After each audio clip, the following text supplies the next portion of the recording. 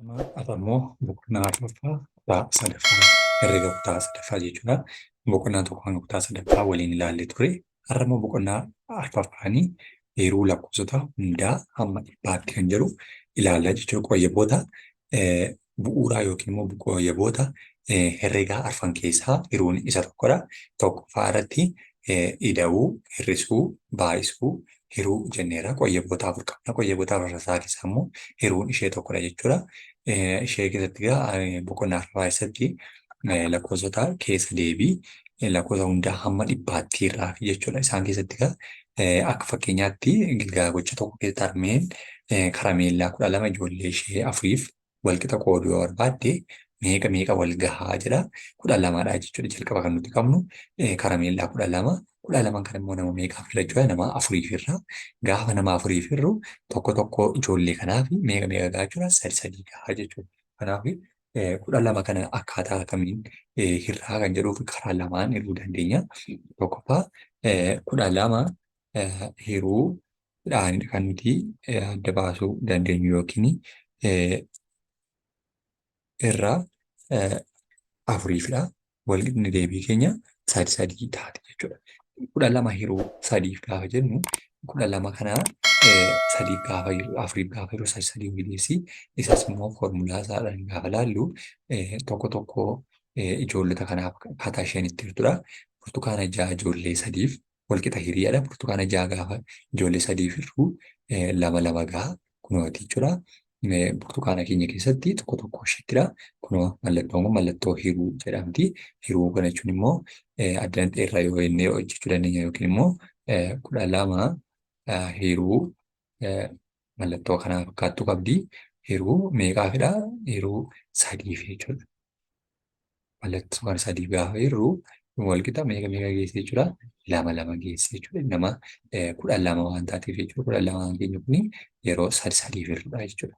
Sadiif hirree 2 nu geesse. Kanaaf haala kanaatiin tokko ishee kanaafuu 2 baay'isu 3 meeqa taati deebite 6 taati jechuudha. Deebisnee gaafa waliin baasnee mirkaneessinu jechuudha. Kanarraa kan hiruu adeemsa galgaltuu baay'isuuti jennaan jechuudha. Galgaltuu baay'isuu sanaa hiruudha jechuudha. Ittiin baay'isnee lakkoofsa argachuu dandeenyu sana deebisnee hirraa jechuudha. Kunis immoo yoo A hiruu baa walqixa C ta'ee jechuudha. A maalidhaa? Hiramaa taati jechuudha. A jechuun addatti 6 hiruu isa guddaa sadiidhaaf hirree ba'aan keenya immoo meeqa ta'a? Hirmaataadha jechuudha. Isheen immoo bakka 3 buute jechuudha. Caan immoo gahee yookiin kan qoodamee haftee isaanii gaheedha jechuudha. Kanaaf haala kanaatiin hiruu dandeenya jechuudha. Akkasuma gilgaala taanu keessattis tokko isaaniidhaaf gaafa hirru yookiin immoo hirree gaafa keenyu hiruu keessatti tokko isa caalmaadha jenneerra. Amma fakkeenyaaf as keessatti 9 hiruu sadiifidha. 9 hiruu sadiif gaafa inni jedhu 9 kana sadiidhaaf 9 gaafa sadiif hirru tokko ishee meeqa taati? Sadii taati jechuudha. 9 hiruu sadiidhaaf deebitee 3 taati jechuudha.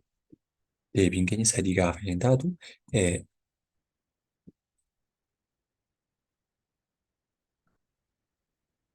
deebiin keenya 3dha. 3 kana immoo deebisnee hirree qofaatti haa hojjennu. 3 baay'isuu 3 gaafa jennu 3 baay'isuu 3 walqixa ta'a deebii meeqa ta'a? 9 jechuudha. Deebiin keenya sirrii taate jechuudha. Amma immoo 16 hiruu 8tiif. 16 hiruu 8tiif gaafa jennu ammas tokko ishee kana deebisnee hirraa jechuudha. 16 hiruu 8tiif jechuun 2 taati jechuudha. 2 kana immoo deebisnee ammas gaafa mirkaneessinu 2 sana baay'isuu meeqaan jenna jechuudha. 2 baay'isuu 8 jechuudha. 2 yeroo 8 yoo baay'isanne 16 nu laatti. Deebiin keenya meeqa jechuudha? Deebiin keenya sirriidha jechuudha. 8 ida'uu 8 jechuudha. 16 2 baay'isuu 8 16 nu laatti jechuudha. Ammas 8 baay'isuu 3 gaafa baay'ifannu ammas kana 16 18 hiruu 3dhaa fi meeqa nu gahaa? 6 nu gahaa. 6 kanaaf deebisnee gaafa mirkaneessinu 6 baay'isuu jennaan 6 baay'isuu 3 walqixa 18 jechuudha. 6 baay'isuu 3 jechuun isa kana immoo mee diriirsinee ilaallu 6 ida'uu 6 ida'uu 6 6 ida'uu 6 12 12 ida'uu 6 kudha saddeet nuu laatte jechuudha. Deebiin keenya sirrii nuu dheeraa jechuudha. Haala kanaan mirkaneessuu dandeenya. Galagaltuu yookiin immoo hiruun galagaltuu baay'isuutii waan jenneef jechuudha. Ammoo kudha lama hiruu ja'aaf kana walitti hirraa jechuudha. Kudha lama hiruu ja'aaf jechuun lamadha. Deebiin keenya lama. Lama kana ammas mirkaneeffannaa dhufnee lama baay'isuu ja'a jechuudha. Walqixa kudha lamaa jechuudha. Isheenis immoo kanas yoo mirkaneessinu akka jalqabaatti ja'a yoo ja'a jechuudha. Walqixa meeqaati? Kudha lama jechuudha. Akkasuma kudha shan hiruu shaniif ammoo kanas gaafa hirru tokko tokkoon ishee meeqaatti? Sadiidha jechuudha. Sadii kana immoo adda nuti gaafa mirkaneessinu shan shan ida'uu shanii jechuudha. Walqixa kudha shan mulaatti. Haala kanaatiin mirkaneessinee illee ilaaluu dandeenya jechuudha. Tokko tokko ishee ittiin ilaaluutiin jechuudha. Kanaaf haala kanaatiin galagaltuu lakkoofsotaa wajjiniin maal gochuu dandeenya? Baay'isuu dandeenya jechuudha. Loomii 15 daa'imman meeqaaf walqixa sadiitti qooduu dandeessaa? Loomii 15 nama sadiidhaaf yoo qoodne meeqa jechuudha? 5 nu geessee jechuudha. Kunuunsuma kana deebiin keenya jechuudha. Haala kanaatiin ilaaluu kan dandeenyudha jechuudha. Deebiin kunillee kanaaf ni dhaqa jechuudha. 5 tokko lama sadiidha. Walqixa meeqa? Sadii. Loomii 15 kan nuti qabnu daa'imman meeqaaf walqixa? Sadii. Sadiitti qooduu dandeessaadha. Gaafa sadiitti qoodnuu fi tokko namaa kanaaf 5 qoodnaafi jechuudha. Yookaan immoo 15 kana yeroo sadii nama 5f qooduu dandeenya jechuudha. Haala kanaatiin deebisnee argachuu dandeenya. Inni itti aanee jiru lakkoofsota hundaa hamma 20 haftee malee lamaaf hirudha. Hamma 20 haftee malee lamaaf gaafa hirrus akkasuma jalqaba ilaalle keessatti haftee malee lakkoofsota hiramanii guutuu ta'uu danda'an jechuudha. Isaanis tokkoffaa irratti daabboo 8 namoota lamaaf walqixa qoodi. Nama tokko meeqa gahee isa jedhudha. Daabboon 8 kan nuti qabnu daabboo 8 kan ammoo nama lamaaf gaafa hirru deebiin keenya 4 jechuudha. 8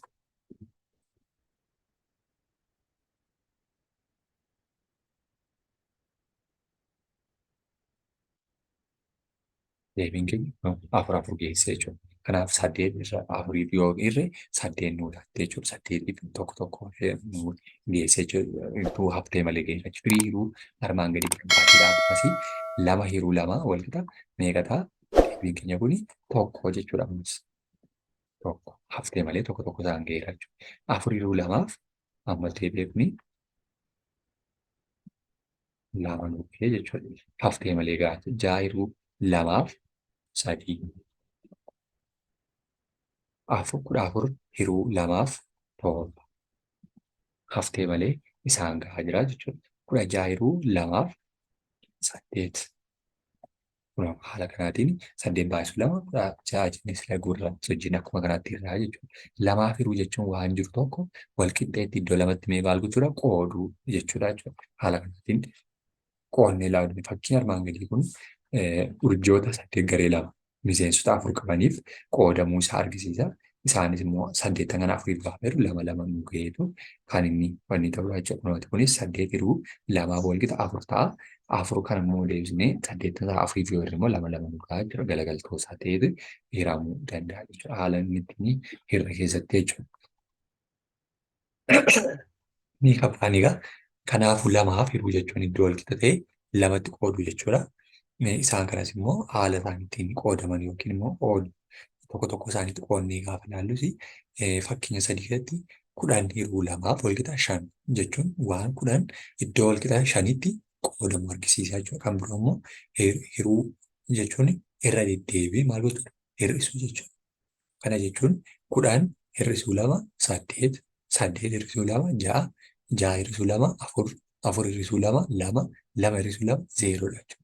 Alshaan waan hir'isnameef gahee meeqa ta'e 5 ta'ee dhaabbateera jechuudha. Tokko 2 3 4dha. Kanaaf 5ffaan duwwaadha jechuudha. Kanaaf iddoo kanatti dhiirre yeroo 5 gahanii jechuudha. Haala kanaatiin tokko isaa ilaaluu kan dandeenyudha jechuudha. Inni kan biraan immoo ammas firii hiruu armaan gadii barbaadidha. Isaanis 14 hiruu lamaaf gaafa jennu akkuma jalqaba ilaalle keessatti kuni meeqa ta'a torbaa jechuudha. Deebiin isaa achumatti sasalphisnee yeroo keenyu kanaafi torba haftee malee isaan gahee jira jechuudha. Haftee malee maal ta'ee jira?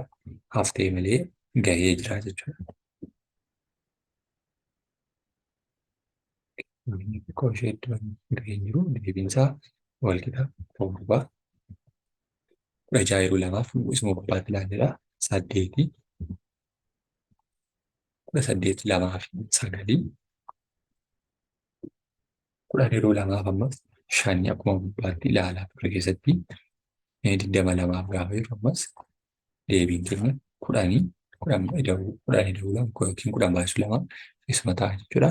Kan armaan gadii irra deddeebiin hir'isuun hiriidha. 14 hiruu torbaa fi kunis isuma kana diddiirsineetu irraa jechuudha. Kana jechuun 14 hiruu torbaa jechuun wal qixa 2dha. Gaafa yeroo immoo tokko fakkeenya tokko fudhanneetu addaan ilaalla, qoqqoodnee ilaalla jechuudha. 14dha kan nuuf kennamee jiru. 14 hiruu 2fidha. Hiruu torbaafidha. Isa kana immoo meeqa goonee ilaalla jechuudha wal qixa 14 hir'isuu 2 wal qixa 12 12 hir'isuu 2 wal qixa 10 10 hir'isuu 2 8 hir'isuu 2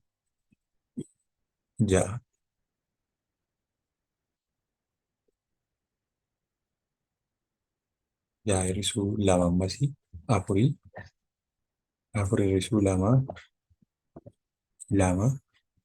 2 hir'isuu 2 wal qixa meeqa ta'e 0 nuuf fide jechuudha. Maatii tokko tokko isaanii 1 2 3 4 5 6 7 kun haala kanaatiin hir'isnee illee ilaaluu kan dandeenyudha jechuudha.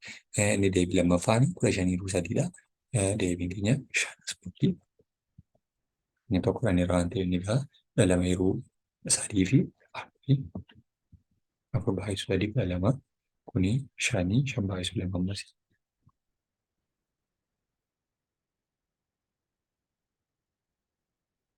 kuni 4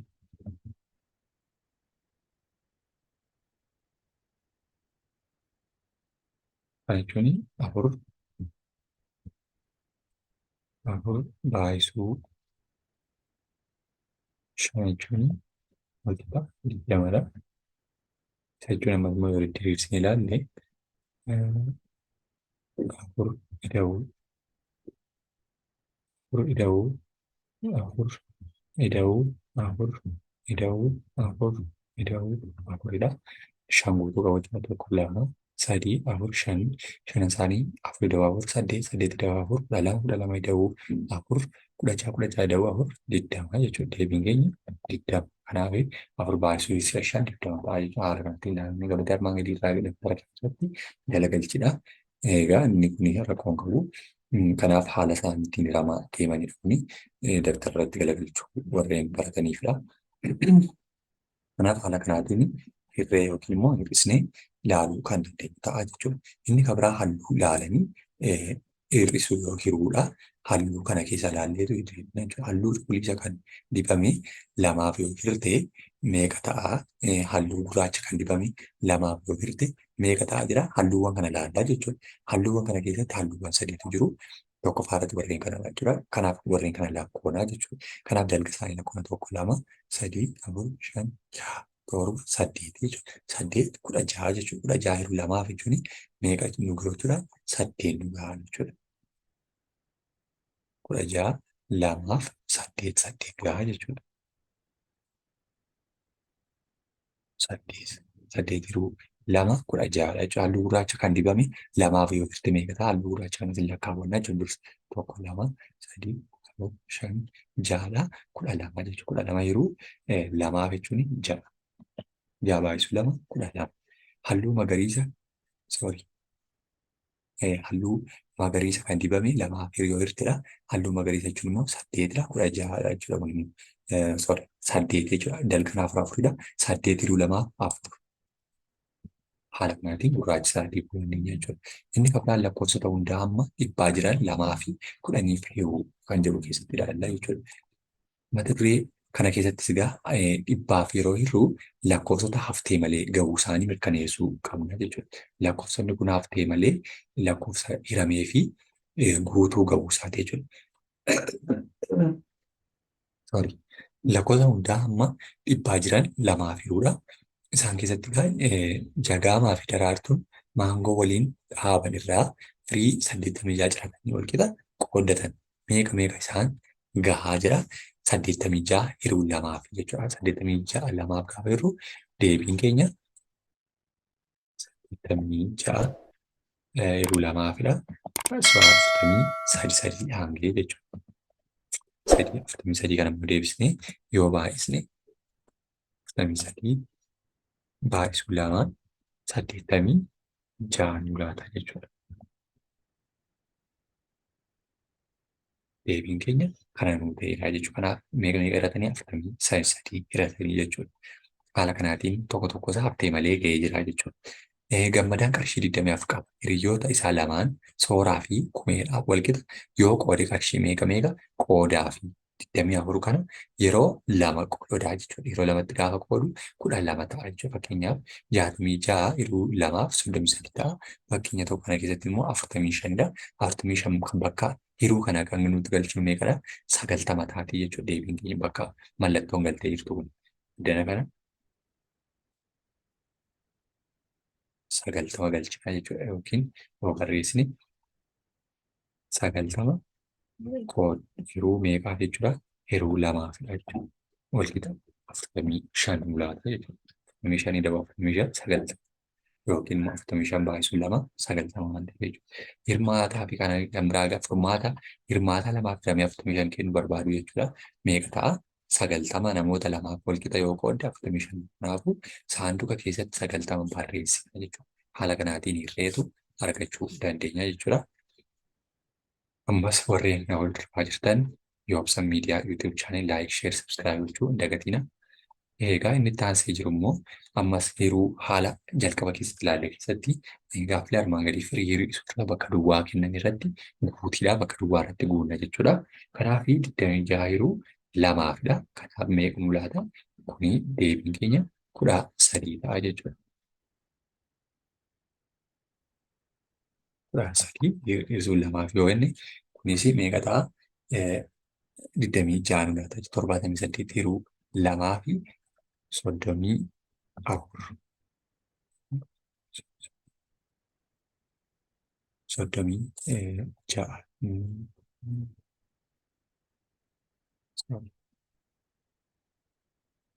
78 kan jedhamu 39 jechuudha. 39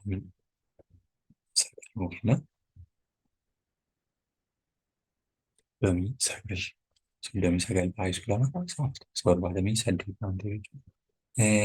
44 lamaaf gaafa hirru 22 58 lamaaf gaafa hirru ammas 58 deebisneetu lamaaf gaafa hirru 29 nu laata. 52 deebisnee lamaaf gaafa hirru ammas 26 arganna. 98 hiruu lamaafidha. 98 gaafa lamaaf hirru 49. 68 hiruu lamaaf 34. 74 hiruu lamaaf jedhamas 37. 70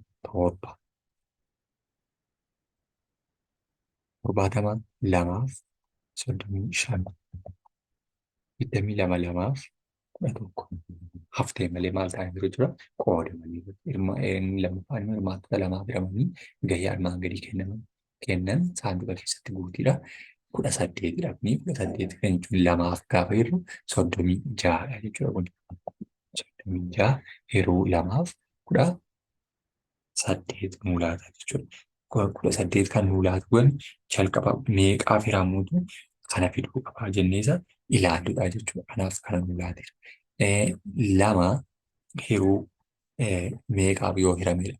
Lama. Kan inni tokko fidu lama jechuudha. Lama lamaaf yoo hirre tokko tokko gahaa jechuudha. Lama meeqaaf yoo hirre 36 gaha. 36 kan inni gahu meeqaaf yoo hirre kudha saddeetiifidha jechuudha. Kudha saddeetiif kudha saddeet 36. Kudha tokko kan gahu kun immoo 22 jechuudha. 22 hiruu lamaaf kudha tokko gaha. Lamaaf gaafa hirru 50 100 ta'a jechuudha kun immoo. 100 lamaaf gaafa hirru 50. 46 gaafa lamaaf hirru immoo 92 jechuudha. 92 hiruu lamaaf 46. 32 lamaaf gaafa hirru 32 lamaaf gaafa hiramee kan gahu 64. Lamaaf 32. 28 kan gahu lamaaf hiramee 56. Lamaaf kan hiramee 20 gahu 40 hiruu lamaaf 22 haala kanaatiin gabatee kana guutuu dandeenya jechuudha. Inni kan biraan lakkoofsa hundaa immoo dhibbaa jiran 10f hiruudha. Lakkoofsa jiran sana deebisnee maal godhama? 10f irraa jechuudha ammoo. Lakkoofsa jiran 10f gaafa hirru lakkoofsa hundaa 10f hiruu immoo fakkeenyaaf ruuzii 90 kiloogiraama namoota 10f kiloogiraama meeqa gahaa jedha. Kan nuuf kenname 90dha. Kan nuti hiruu qabnu immoo nama 10f irraa jechuudha. Nama 10f gaafa hirru 90 kana gama hiruu 10f jechuudha. Meeqa ta'a? 10 nu gahaa jechuudha. 9 kiloogiraama 9 jechuudha.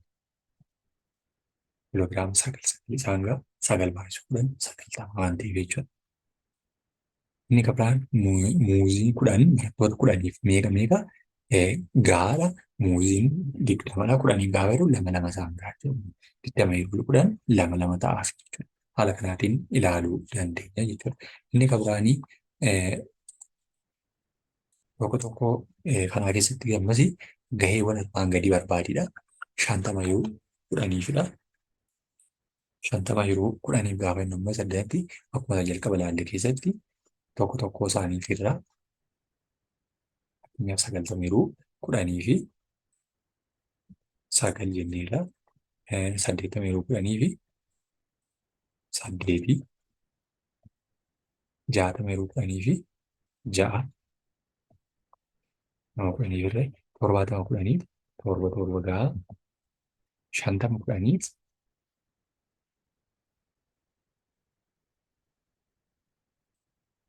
50 10f gaafa yeroo ammas 5 nama tokko tokko isa deebisnee gaafa mirkaneeffannu fakkeenyaaf kuni 90 10fidha. 10 yeroo 9 baay'ifannee ilaaluu dandeenya. 10 baay'isu 9 deebiin kanaatiin nu fida. Kunis 80 yeroo 80 baay'isuu 10 80 6 baay'isuu 10 60 10f irraa jira waan ta'eef jechuudha. Kana kanaan nuu kenna. Qarshiin 50 namoota 10f meeqa gahaa? Qarshiin 50 namoota 10f gaafa jirru 5 jechuudha. 5 jechuun 5 baay'isuu 10 50 jechuudha. Kanaaf haala kanaatiin ulee dheerinni isaa 40 jennee mara ta'e uleewwan dheerinni isaanii 10 jennee ta'e meeqatti kukkutuu dandeenya. 40 kana jechuun deebisnee 10tti yoo kunne 4 ta'e jechuudha kunis. Buna giraama 100 giraama 10 namoota meeqaaf qoonna? 10 giraama 10 namni 10 jechuun 10 yeroo 10dha jechuudha. 10 yeroo 10 kuni 5 yeroo 5 haala kanaatiin deebii keenya gochuu dandeenya jechuudha. Haala kanaatiin tokko tokko isaan maal gochuu dandeenya? Ilaaluu dandeenya jechuudha. Amma ammaatti kan ilaalle yoo ibsan arguu YouTube channel like share subscribe gochuu dagatinaa galatoomaa.